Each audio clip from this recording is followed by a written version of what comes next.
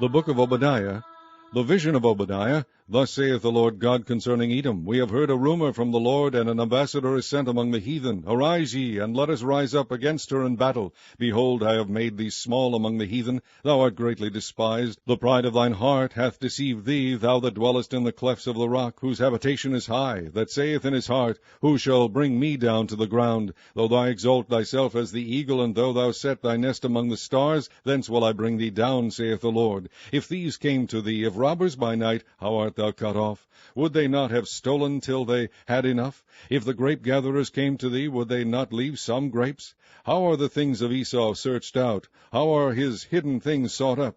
All the men of thy confederacy have brought thee even to the border. The men that were at peace with thee have deceived thee and prevailed against thee. They that eat thy bread have laid a wound under thee. There is none understanding in him. Shall I not in that day, saith the Lord, even destroy the wise men out of Edom, and understanding out of the mount of Esau?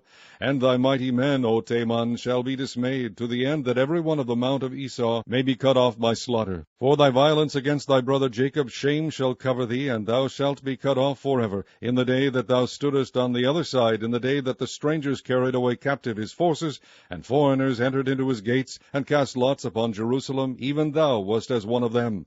But thou shouldest not have looked on the day of thy brother in the day that he became a stranger, neither shouldest thou have rejoiced over the children of Judah in the day of their destruction, neither shouldest thou have spoken proudly in the day of distress. Thou shouldest not have entered into the gate of my people in the day of their calamity. Yea, thou shouldest not have looked on their affliction in the day of their calamity, nor have laid hands on their substance in the day of their calamity. Neither shouldest thou have stood in the crossway to cut off those of his that did escape, neither shouldest thou have delivered up those of his that did remain in the day of distress.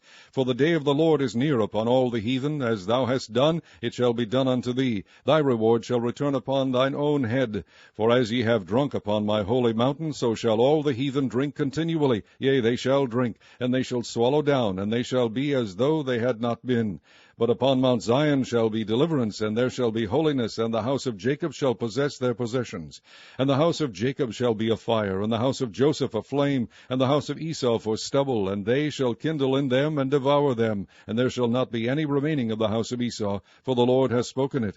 And they of the south shall possess the mount of Esau, and they of the plain the Philistines, and they shall possess the fields of Ephraim, and the fields of Samaria, and Benjamin shall possess Gilead. And the captivity of this host of the children of Israel shall possess that of the Canaanites, even unto Zarephath. And the captivity of Jerusalem, which is Sepharad, shall possess the cities of the south. And savers shall come up on Mount Zion to judge the mount of Esau, and the kingdom shall be the Lord's.